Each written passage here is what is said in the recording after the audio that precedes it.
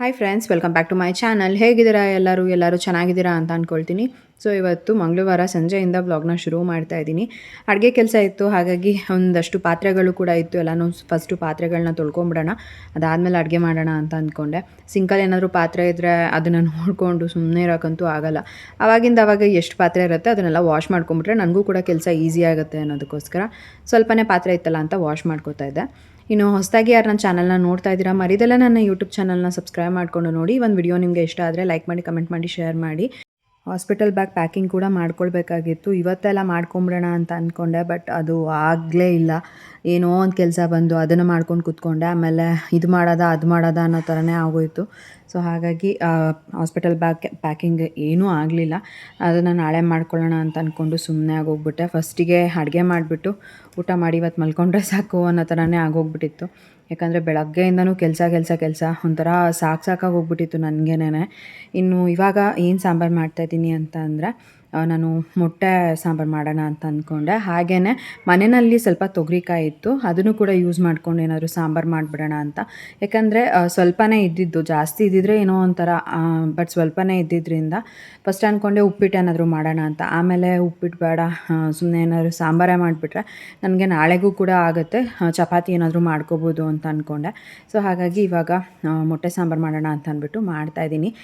ಬೆಳ್ಳುಳ್ಳಿ, ಈರುಳ್ಳಿ ಇವೆಲ್ಲ ಬಿಡಿಸ್ಕೋಬೇಕಾಗಿತ್ತು. ಅದಕ್ಕೂ ಮುಂಚೆ ಅನ್ನಕ್ಕೆ ಇಟ್ಬಿಡೋಣ ಅಂತ ಅಂದ್ಬಿಟ್ಟು ಅನ್ನಕ್ಕೂ ಇಟ್ಟಿದ್ದೀನಿ. ಹಾಗೆಯೇ ಮೊಟ್ಟೆನ ಬೇಯಿಸ್ಕೊಳ್ತಾ ಇದ್ದೀನಿ. ಯೂಶ್ವಲಾಗಿ ನಾನು ಮೊಟ್ಟೆ ಒಡೆದ್ಬಿಟ್ಟು ಕೂಡ ಸಾಂಬಾರು ಮಾಡ್ತೀನಿ, ಅಂದರೆ ಸಾಂಬಾರ್ಗೆ ಚೆನ್ನಾಗಿರುತ್ತೆ ಅದು. ಬಟ್ ಇವತ್ತೊಂದು ಸ್ವಲ್ಪ ಬೇಯಿಸ್ಬಿಟ್ಟು ಮಾಡೋಣ ಅನ್ನೋದಕ್ಕೋಸ್ಕರ ಈ ರೀತಿಯಾಗಿ ಫಸ್ಟ್ಗೆ ಮೊಟ್ಟೆನ ಬೇಯಿಸ್ಕೊತಾ ಇದ್ದೀನಿ. ಸೊ ಇವಾಗ ರೆಸಿಪಿ ಯಾವ ರೀತಿ ಮಾಡೋದು ಅಂತ ನೋಡೋಣ. ಒಂದು ಜಾರಿಗೆ ನಾನು ಒಂದು ಸ್ವಲ್ಪ ಶುಂಠಿ, ಅದಾದಮೇಲೆ ಒಂದೆರಡು ಗೆಡ್ಡೆಯಷ್ಟು ಬೆಳ್ಳುಳ್ಳಿನ ತೊಗೊಂಡಿದ್ದೀನಿ. ಅದಾದಮೇಲೆ ಅರ್ಧ ಈರುಳ್ಳಿನ ನಾನಿಲ್ಲಿ ಕಟ್ ಮಾಡಿ ಹಾಕ್ಕೊಂಡಿದ್ದೀನಿ. ಮತ್ತು ಇಲ್ಲಿ ಚಿಕ್ಕ ಟೊಮೆಟೊ, 2 ಟೊಮೆಟೊನ ನಾನು ತೊಗೊಂಡಿದ್ದೀನಿ. ಆಮೇಲೆ ಸ್ವಲ್ಪ ಲವಂಗ, ಆಮೇಲೆ ಚಕ್ಕೆನ ಕೂಡ ಹಾಕ್ಕೊಂಡಿದ್ದೀನಿ. ಆಮೇಲೆ ಕೊತ್ತಂಬರಿ ಸೊಪ್ಪು, 1 ಸ್ಪೂನಷ್ಟು ಇಲ್ಲಿ ಧನಿಯಾ ಪುಡಿನ ತೊಗೊಂಡಿದ್ದೀನಿ. ಅದಾದಮೇಲೆ 1 ಸ್ಪೂನಷ್ಟು ಖಾರದ ಪುಡಿನ ತೊಗೊಂಡಿದ್ದೀನಿ. ಸೊ ಇವಾಗ ಇದನ್ನು ನುಣ್ಣಗೆ ರುಬ್ಕೊಂಬರಬೇಕು. ಇದಕ್ಕೆ ನಾನು ತೆಂಗಿನಕಾಯಿನ ಆ್ಯಡ್ ಮಾಡೋದು ಮರ್ತೋಗ್ಬಿಟ್ಟಿದ್ದೆ. ಅದಾದಮೇಲೆ ರುಬ್ಕೊಳ್ಳೋವಾಗ ನೆನಪಾಯಿತು, ಇವನ್ ತೆಂಗಿನಕಾಯಿನ ಕೂಡ ಆ್ಯಡ್ ಮಾಡಿಕೊಂಡೆ. ಅದಾದಮೇಲೆ ಇವಾಗ ಒಂದು ಪಾತ್ರೆನ ಇಟ್ಕೊಂಡು, ಪಾತ್ರೆ ಬಿಸಿ ಆದಮೇಲೆ ಒಂದು ಸ್ವಲ್ಪ ಎಣ್ಣೆನ ಹಾಕ್ಕೊಳ್ತಾ ಇದ್ದೀನಿ. ಎಣ್ಣೆ ಕಾದ ನಂತರ ನಾನಿಲ್ಲಿ ಕಟ್ ಮಾಡಿ ಇಟ್ಕೊಂಡಿರೋ ಈರುಳ್ಳಿನ ಹಾಕ್ಕೊಂಡು ಚೆನ್ನಾಗಿ ಫ್ರೈ ಮಾಡ್ಕೊಳ್ತಾ ಇದ್ದೀನಿ. ಈರುಳ್ಳಿ ಚೆನ್ನಾಗಿ ಒಂದು ಸ್ವಲ್ಪ ಸಾಫ್ಟ್ ಆದಮೇಲೆ ನಾನಿಲ್ಲಿ ತೊಳೆದಿಟ್ಕೊಂಡಿರೋ ತೊಗರಿಕಾಯಿನ ಆ್ಯಡ್ ಮಾಡ್ಕೊತಾ ಇದ್ದೀನಿ. ಸೊ ತೊಗರಿಕಾಯಿ ಹಾಕ್ಬಿಟ್ಟು ನಾನು ಫಸ್ಟ್ ಟೈಮ್ ಮೊಟ್ಟೆ ಸಾಂಬಾರನ್ನ ಮಾಡಿದ್ದಿದ್ದು, ತುಂಬಾ ಚೆನ್ನಾಗಿ ಬಂದಿತ್ತು. ರೆಸಿಪಿ ಕೂಡ ನಂಗೆ ತುಂಬಾ ಇಷ್ಟ ಆಯಿತು. ಸೊ ಇಲ್ಲಿ ತೊಗರಿಕಾಯಿನ ಹಾಕ್ಕೊಂಡು ನಾನು ಫ್ರೈ ಮಾಡ್ಕೊಂಡಿದ್ದಾದಮೇಲೆ ರುಬ್ಬಿಟ್ಕೊಂಡಿರೋ ಮಸಾಲೆನ ಕೂಡ ಇದಕ್ಕೆ ಆ್ಯಡ್ ಮಾಡ್ಕೊಳ್ತಾ ಇದ್ದೀನಿ. ಸೊ ಮಸಾಲೆ ಆ್ಯಡ್ ಮಾಡಿಕೊಂಡು ಒಂದು 2 ನಿಮಿಷ ಚೆನ್ನಾಗಿ ಇದನ್ನು ಒಂಥರ ಘಮ ಬಿಡೋವರೆಗೂ ಕುಕ್ ಮಾಡ್ಕೊತಾ ಇದ್ದೀನಿ. ಅದಾದಮೇಲೆ ರುಬ್ಬಿಟ್ಕೊಂಡಿರೋ ಜಾರಿಗೆ ಒಂದು ಸ್ವಲ್ಪ ನೀರನ್ನ ಆ್ಯಡ್ ಮಾಡಿಬಿಟ್ಟು ಅದನ್ನು ಕೂಡ ಈ ಒಂದು ಮಸಾಲೆಗೆ ಆ್ಯಡ್ ಮಾಡ್ಕೊಳ್ತಾ ಇದ್ದೀನಿ. ಇನ್ನೂ ಸ್ವಲ್ಪ ನೀರು ಬೇಕು ಅಂತ ಅನ್ನಿಸ್ತು, ಹಾಗಾಗಿ ಇನ್ನೊಂದು ಸ್ವಲ್ಪ ನೀರನ್ನ ಆ್ಯಡ್ ಮಾಡಿಕೊಂಡೆ. ಸೊ ಇವಾಗ ಇದು ಚೆನ್ನಾಗಿ ಕುದಿಬೇಕು. ಅಷ್ಟರೊಳಗೆ ನಾನು ಮೊಟ್ಟೆನ ಕೂಡ ಬಿಡಿಸ್ಕೊಂಡು ರೆಡಿ ಮಾಡ್ಕೊಂಡಿದ್ದೆ, ಅದನ್ನು ಕೂಡ ಆ್ಯಡ್ ಮಾಡ್ಕೊಂಡಿದ್ದೀನಿ. ಸೊ ಮೊಟ್ಟೆನ ಆ್ಯಡ್ ಮಾಡಿದ್ಮೇಲೆ ಒಂದು 15 ನಿಮಿಷ ಇದನ್ನು ಚೆನ್ನಾಗಿ ಕುದಿಸ್ಕೊಂಡ್ರೆ ರೆಡಿ ಆಗುತ್ತೆ ಸಾಂಬಾರು. ತುಂಬಾ ಟೇಸ್ಟಿಯಾಗಿತ್ತು, ತುಂಬಾ ಚೆನ್ನಾಗಿತ್ತು. ಒಂದು 15-20 ನಿಮಿಷದಲ್ಲೆಲ್ಲ ಈ ಒಂದು ಸಾಂಬಾರನ್ನ ಬೇಗನೆ ರೆಡಿ ಮಾಡ್ಕೊಂಬಿಡ್ಬೋದು. ಇನ್ನು ಬಿಸಿ ಬಿಸಿ ಅನ್ನದ ಜೊತೆ ಈ ಒಂದು ಸಾಂಬಾರನ್ನ ನಾವು ಕೂಡ ಟೇಸ್ಟ್ ಮಾಡಿದ್ವಿ. ಮುದ್ದೆ ಮಾಡೋದಕ್ಕಾಗಲಿಲ್ಲ, ಸೊ ಸಾಂಬಾರು ಮಾಡಿಕೊಂಡು ಅನ್ನ ಮಾಡಿಕೊಂಡು ಊಟ ಮಾಡಿದ್ವಿ. ಇನ್ನು ಊಟ ಎಲ್ಲ ಮುಗಿಸ್ಕೊಂಡು ನಾನು ಕೂಡ ಹಾಸ್ಪಿಟಲ್ ಬ್ಯಾಗ್ ಪ್ಯಾಕಿಂಗಿಗೆ ಅಂತ ಅಂದ್ಬಿಟ್ಟು ನಂದು ಲಗೇಜ್ ಬ್ಯಾಗ್ ಏನಿದೆ ಅದನ್ನು ನಾವು ಸಜ್ಜೆ ಮೇಲೆ ಇಟ್ಟಿದ್ವಿ, ಅದನ್ನು ಕೂಡ ಜೀವನ ಹತ್ರ ತೆಗೆಸ್ಕೊಂಡೆ. ನಾಳೆ ನಾನು ಹೇಗಿದ್ರೂ ಹಾಸ್ಪಿಟಲ್ ಬ್ಯಾಗ್ ಪ್ಯಾಕಿಂಗ್ ಮಾಡ್ಕೊಳ್ಬೋದು.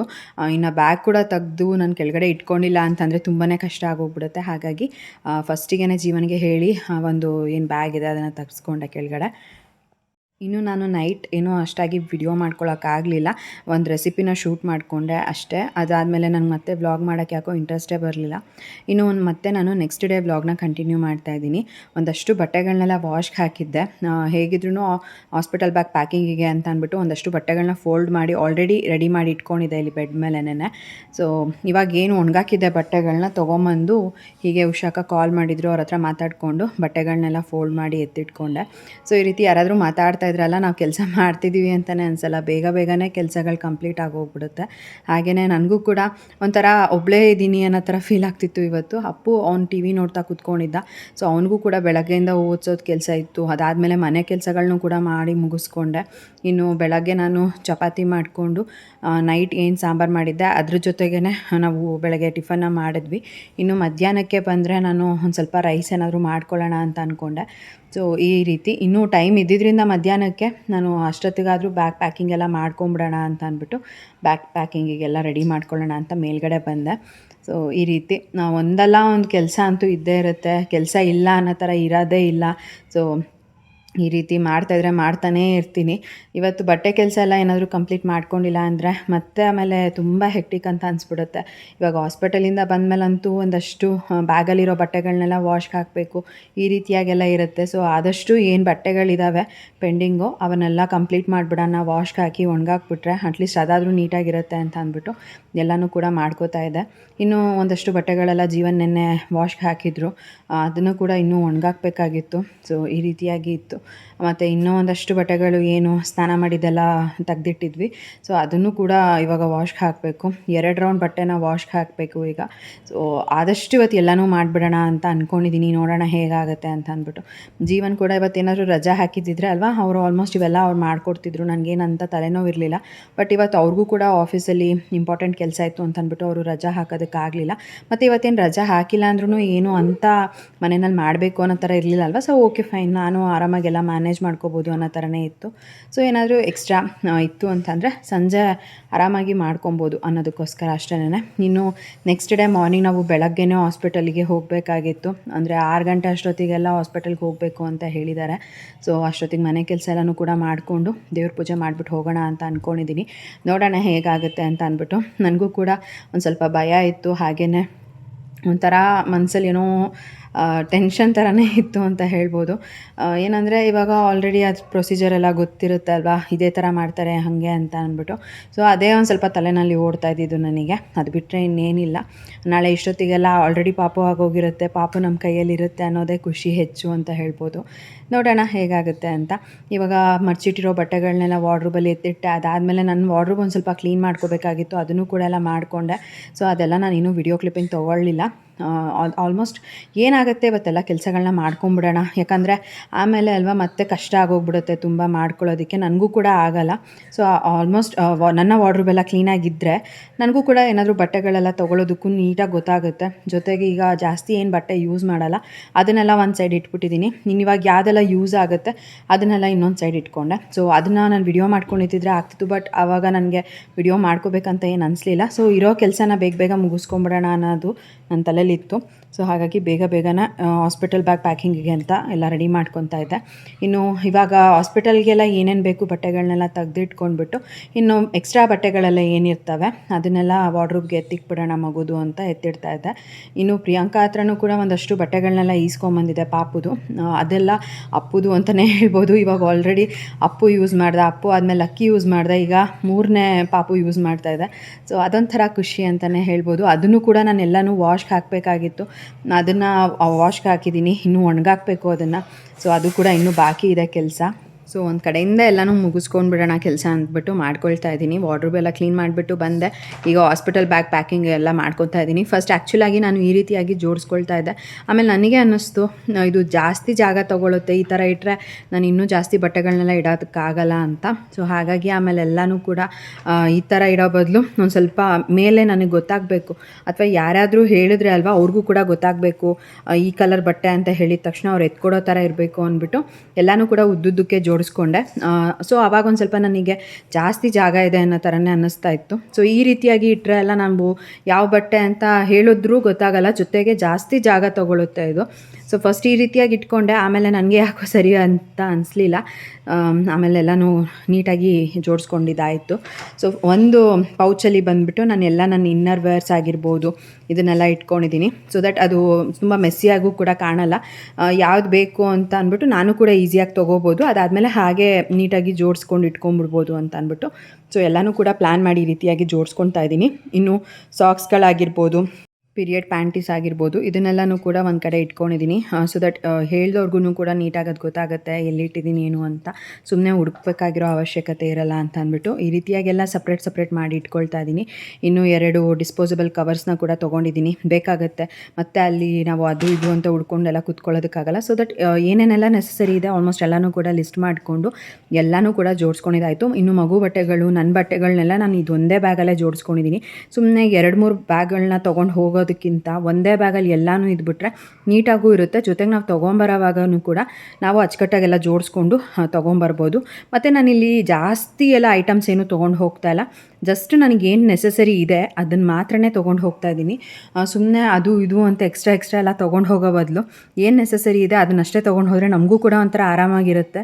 ಜೊತೆಗೆ ನಾವು ಯಾರಿಗಾದ್ರೂ ಹೇಳಿದ್ರೆ ಅಲ್ವಾ ನಮ್ಮ ಹೆಲ್ಪಿಗೆ ಅಂತ ಅಂದ್ಬಿಟ್ಟು, ಸೊ ಅವರು ಕೂಡ ಅದನ್ನು ನೀಟಾಗಿ ತಕ್ಕೊಡ್ತಾರೆ. ಸೊ ದಟ್ ನನಗೇನು ಬೇಕೋ ಅಷ್ಟೇ ನಾನು ತೊಗೊಂಡಿದ್ದೀನಿ. ಇನ್ನು ಮಗುದು ಕೂಡ ಅಷ್ಟೇ, ಏನು ನೆಸೆಸರಿ ಇದೆ ಅದನ್ನಷ್ಟೇ ತೊಗೊಂಡಿದ್ದೀನಿ. ಒಂದು ಬ್ಲ್ಯಾಂಕೆಟ್ ಆಗಿರ್ಬೋದು, ಆಮೇಲೆ ಸ್ವೆಡಲ್ ಮಾಡೋದಕ್ಕೆ ಮಗುಗೆ ಬಟ್ಟೆ ಆಗಿರ್ಬೋದು, ಅದಾದಮೇಲೆ ಒಂದಷ್ಟು ಪ್ಯಾಂಪರ್ಸ್ ಆಗಿರ್ಬೋದು, ಪ್ರತಿಯೊಂದೂ ತೊಗೊಂಡಿದ್ದೀನಿ. ಇಂಥ ತೊಗೊಂಡಿಲ್ಲ ಅನ್ನೋದಿಲ್ಲ, ಬಟ್ ಯಾವುದೆಲ್ಲ ನೆಸೆಸರಿ ಇದೆ ಅದನ್ನಷ್ಟೇ ತೊಗೊಂಡಿದ್ದೀನಿ.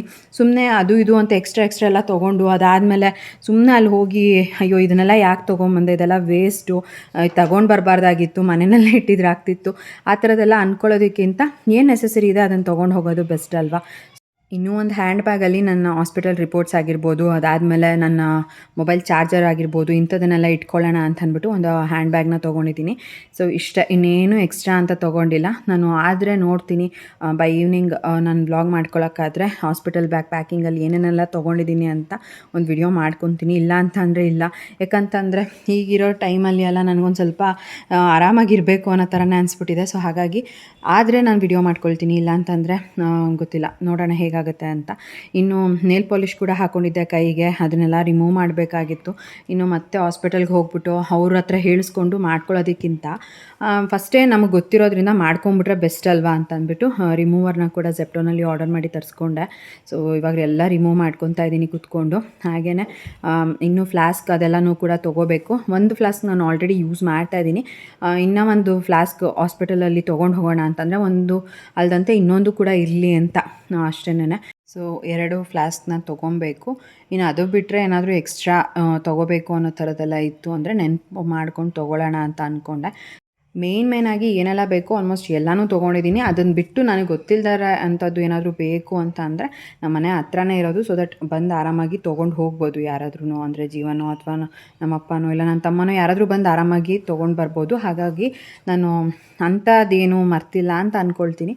ನೋಡೋಣ, ಇಫ್ ಇನ್ ಕೇಸ್ ಏನಾದರೂ ಮರ್ತಿದ್ರೆ ಅಲ್ವಾ ಯಾರಾದರೂ ಇರ್ತಾರೆ ಹೋಗಿ ತೊಗೊಂಬರೋದಕ್ಕೆ ಅಂತ.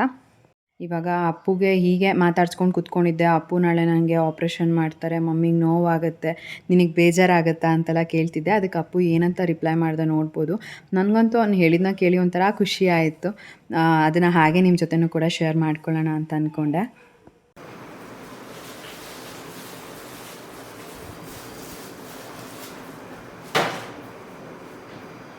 ಮಮ್ಮಿ ರೂಮಲ್ಲಿ ಟ್ಯಾಬ್ಲೆಟ್ಸ್ ಎಲ್ಲ ಎತ್ಕೊಂಬಂದು ಹಾಕ್ದಾ? ಸೈಡಲ್ಲಿ ಇದ್ದಿದ್ದು ಖಾಲಿದು ಎಲ್ಲ ಆಗ್ದಾ? ಎಲ್ಲ ಸೈಡಲ್ಲಿ ಇದ್ದಿದ್ದೆಲ್ಲ ಕ್ಲೀನ್ ಮಾಡ್ದಾ?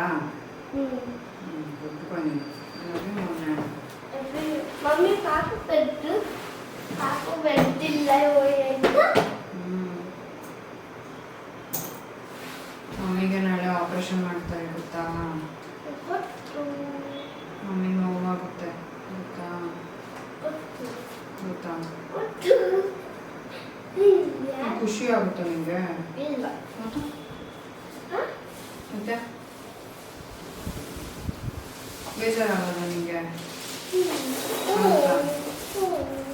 ಯಾಕಾಗುತ್ತೆ? ಯಾಕಾಗುತ್ತೆ ಬೇಜಾರು? ನೀ ಹೇಳು ಫಸ್ಟು, ಯಾಕೆ ಬೇಜಾರಾಗುತ್ತೆ ನಿಮಗೆ?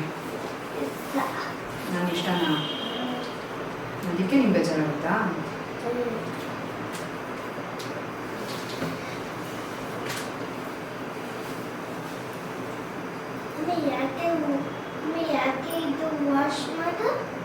ಪಾಪುನೆಲ್ಲ ಎತ್ಕೋತೀನಲ್ಲ ಪಾಪುಗೆ ಇನ್ಫೆಕ್ಷನ್ ಆಗಲ್ಲ ಅದಕ್ಕೆ. ಮತ್ತು ನಾಳೆ ಮಮ್ಮಿಗೆ ಆಪ್ರೇಷನ್ ಮಾಡ್ತಾರಲ್ಲ ಅವಾಗ ನೇಲ್ ಪಾಲಿಶ್ ಎಲ್ಲ ಹಾಕೊಂಡಿರ್ಬಾರ್ದು.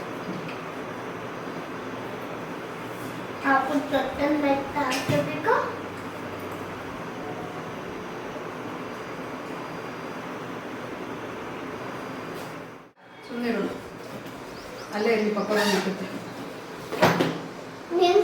ತಗೋದಲ್ಲಿ ಡ್ರಾಯರಲ್ಲಿ ಹಾಕೋ, ಮಮ್ಮಿ ಡ್ರಾಯರಲ್ಲಿ ಹಾಕೋದು.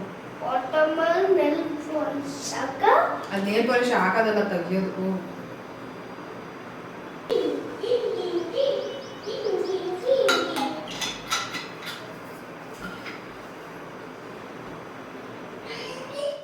ಸೊ ಇಷ್ಟೆಲ್ಲ ಮಾಡೋ ಅಷ್ಟೊತ್ತಿಗೆ ಟೈಮ್ ಆಗಲೇ 3:30ನೇ ಆಗೋಗ್ಬಿಟ್ಟಿತ್ತು. ನಾನು ಟೈಮ್ ಕೂಡ ನೋಡ್ಕೊಂಡಿರಲಿಲ್ಲ.